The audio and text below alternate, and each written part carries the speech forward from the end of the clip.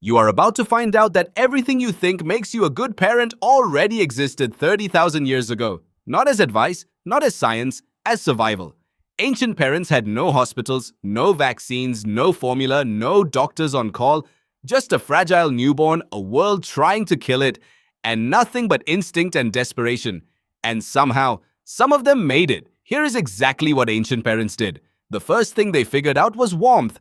Newborns cannot regulate their own body temperature. In a world with no heating, that alone is a death sentence. So ancient mothers kept their babies pressed against their skin every hour, day and night, constant body contact.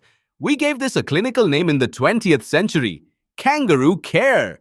Modern neonatal ICUs use it today for premature babies because it stabilizes heart rate, breathing, and body temperature better than incubators in certain cases. Ancient mothers discovered this 30,000 years ago, not from a study, from watching their babies die when they were put down and survive when they were not. The second thing was milk, specifically the first milk. Ancient parents had no formula, but through generations of observation, they knew that mothers who fed immediately after birth had babies that lasted longer. What they could not see was what was actually happening. That first milk, colostrum, contains a concentrated transfer of the mother's entire immune system. Every antibody she has ever built, delivered in the first 72 hours. A biological inheritance invisible to the naked eye. They did not know the science, they just knew to never skip it. When children got sick, they turned to the only pharmacy they had: the earth.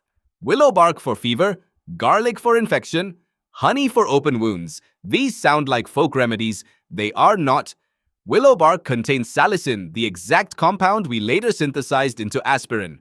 Honey has clinically confirmed antimicrobial properties. Garlic produces allicin, a natural antibiotic compound. Ancient parents were running a pharmacy with zero chemistry and thousands of years of trial and error behind every remedy on the shelf. And when none of it worked, they stayed anyway. Ancient burial sites around the world show children buried with toys, food, carved figurines, jewelry, items placed with careful, deliberate intention, not thrown in, arranged. Chosen. Archaeologists can tell the difference between a body that was disposed of and a child that was mourned. And ancient humans mourned, deeply, publicly, across every culture we have ever found evidence of. Grief that old tells you something important.